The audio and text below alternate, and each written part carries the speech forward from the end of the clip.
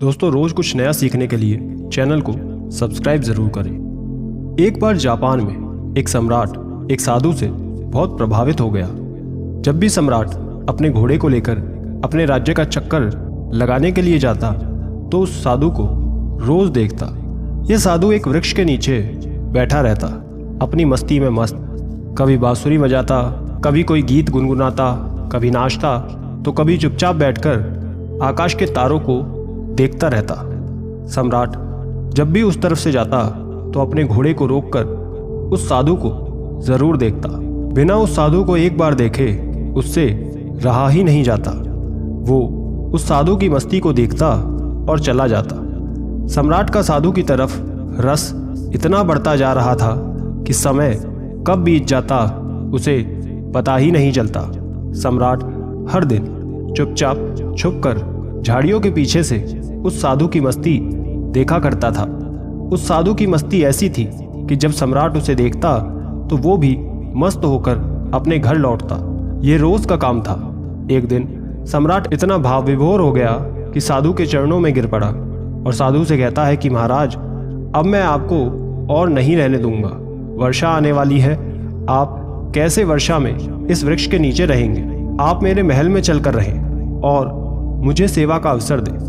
ये सुन साधु झोली उठा खड़ा हो गया और कहता है कि चलो। ये सुन सम्राट को झटका लगता है। उसने तो सोचा था कि साधु इनकार करेंगे, मुझे प्रसन्नता से ये कहेंगे कि हम जहाँ हैं वहाँ ठीक है, हमें महल नहीं जाना।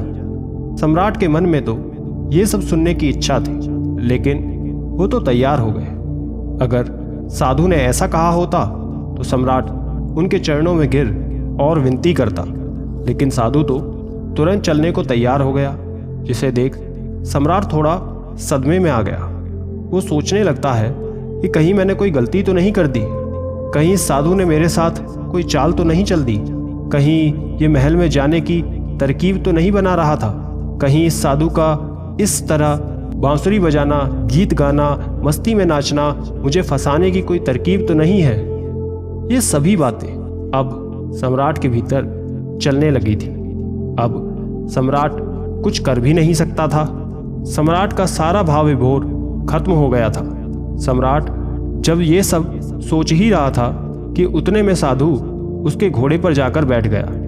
ये देख सम्राट और हैरान हो जाता है। पहली बार सम्राट इस तरह पैदल चला था, वहीं साधु आनंद से घोड़े पर सवार चल रहा था। सम्राट के दिल को बहुत चोट लग जाती है कि ये तो मैंने बहुत जल्दबाजी कर दी, लेकिन सम्राट अब अपने वचन से पलट भी नहीं सकता था, क्योंकि वो अपने वचनों का पक्का था।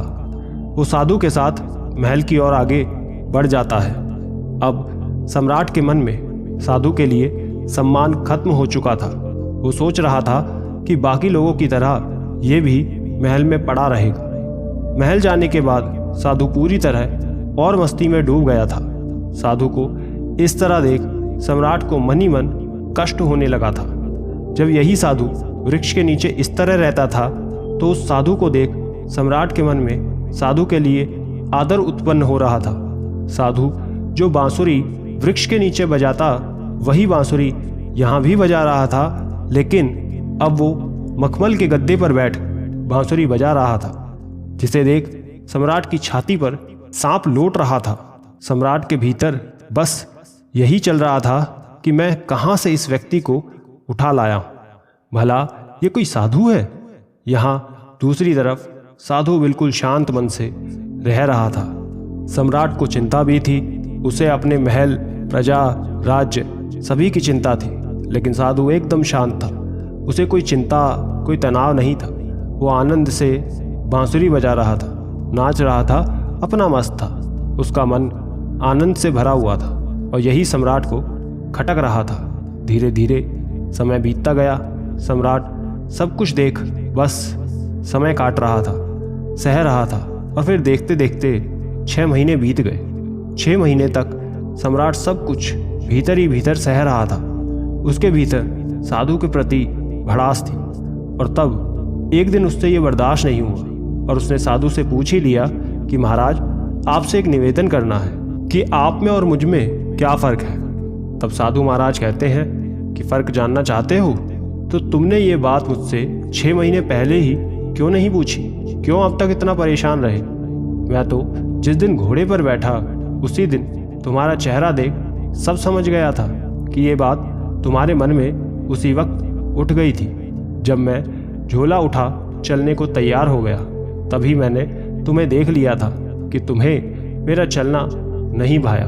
तुम्हें यह प्रश्न उसी क्षण पूछ लेना चाहिए था। तुमने व्यर्थ अब तक अपनी छाती जलाई। मैं उसी समय झोला रखकर वापस बैठ जाता। इसमें इतना संकोच क्यों कर रहे थे तुम?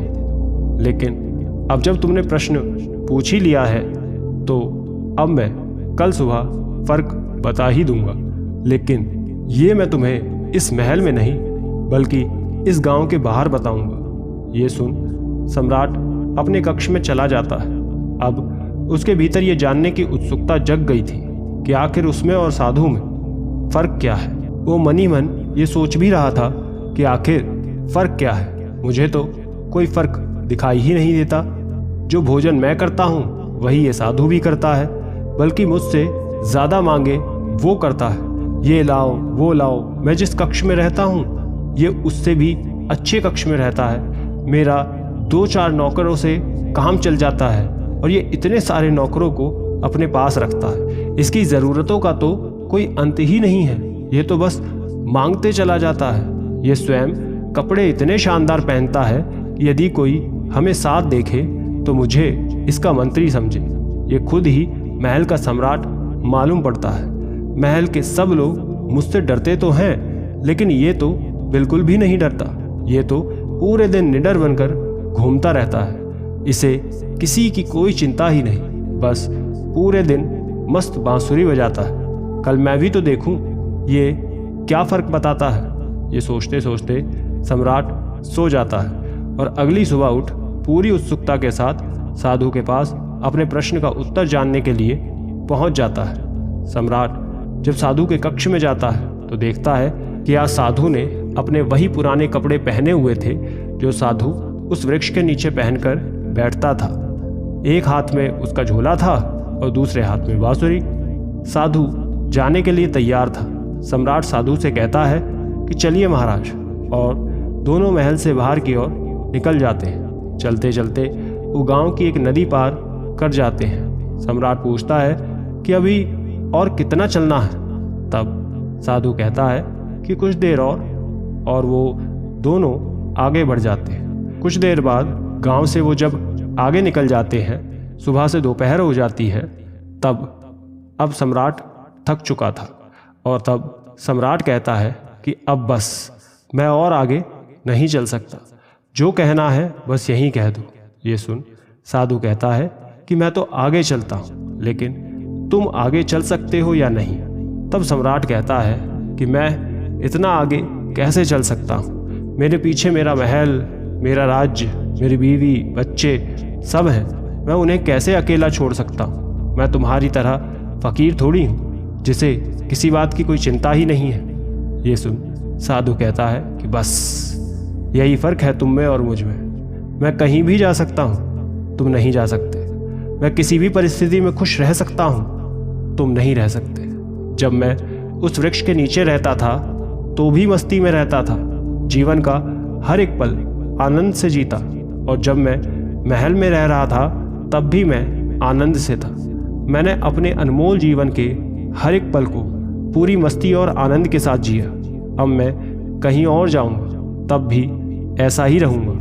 हम जब जहाँ रहते हैं पूरी तरह से वहाँ रहते हैं। हम ना तो अपने बीते हुए कल के बारे में सोचकर पश्चाताप करते हैं, ना आने वाले कल की चिंता करते हैं। हम तो बस अपने आज में जीते हैं, क्योंकि हम समझ चुके हैं कि जीवन तो आज में है, अभी इस पल को जीने में है। बस यही छोटा सा फर्क है तुम में और मुझ में, कि तुम्हें परिस्थितियां चलाती हैं और हम परिस्थितियों को चलाते हैं। तुम खुश रहोगे या दुखी, ये तुम्हारे आसपास घटने वाली घटनाओं पर निर्भर करता है। लेकिन हमारे लिए ये घटना जिंदगी के सफर का हिस्सा मात्र है। अचानक सम्राट को मालूम हुआ कि ये मैंने क्या कर दिया। इतने अद्भुत व्यक्ति को गंवा दिया। 6 महीने इसके साथ रहकर सत्संग भी नहीं कर पाया।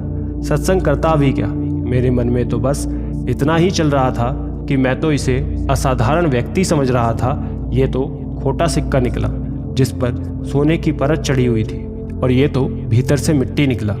सम्राट साधु के चरणों में गिर गया और कहता है कि मुझे क्षमा करें महाराज, लेकिन अब मैं आपको आगे नहीं जाने दूंगा। ये सुन साधु महाराज कहते हैं कि देख, मुझे कोई दिक्कत नहीं है, मैं फिर तेरे साथ वापस चल दूंगा, लेकिन फिर तुझे परेशानी होगी। ये सुन सम्राट के मन में फिर से विचार आया कि ये साधु फिर से मान गया। साधु सम्राट के मुख को देख कहते हैं कि नहीं, मैं नहीं आऊँगा, वरना फिर तुझे परेशानी होगी, क्योंकि मैं नहीं सुधरने वाला तो फिर सोचेगा और चिंता में पड़ जाएगा। हमारा क्या है, हम तो सन्यासी हैं, हमारे लिए महल और जंगल सब एक समान है, हमें कोई समस्या नहीं है, क्योंकि जिसे समस्या है वो सन्यासी नहीं है। मेरी बांसुरी जैसे महल में बजती थी वैसे ही जंगल में भी बजती रहेगी। और इतना कह साधु आगे बढ़ जाता है और सम्राट उसे देखता रह जाता है। दोस्तों, अगर हम अपने जीवन को देखें तो हमारी परिस्थितियां भी हमें चला रही हैं। असलियत में एक इंसान अपनी परिस्थितियों का गुलाम है। जब उसका समय जिंदगी सब अच्छी चल रही होती है तो वो खुश रहता है, लेकिन जैसे ही समय पलटता है वो और दुखी होता चला जाता है। लेकिन क्या आपने कभी विचार किया है कि जीवन क्या सिर्फ परिस्थितियों पर ही निर्भर रहता है? क्या आदमी परिस्थितियों से ऊपर उठकर जीवन को देख सकता है, अपने स्वरूप को पहचान सकता है?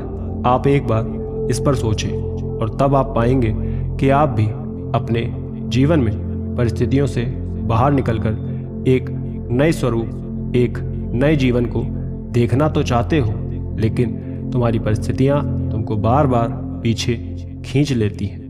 तुम परिस्थितियों के गुलाम हो चुके हो, तो कोई तो रास्ता होगा जो हमें उन परिस्थितियों से बाहर निकाल सकता है और एक परमानंद वाले जीवन को साक्षात्कार करा दे। ऐसा कौन सा तरीका है? एक बार खुद से चिंतन करना, सोचना। चिंतन करने से ही हल मिलता है। जो भी हल मिले एक बार कमेंट में लिखकर हमें भी ज़रूर बताना। और अधिक ऐसी ही जानकारियों के लिए स्क्रीन पर दिखने वाली कहानियों को एक बार ज़रूर सुनें। धन्यवाद।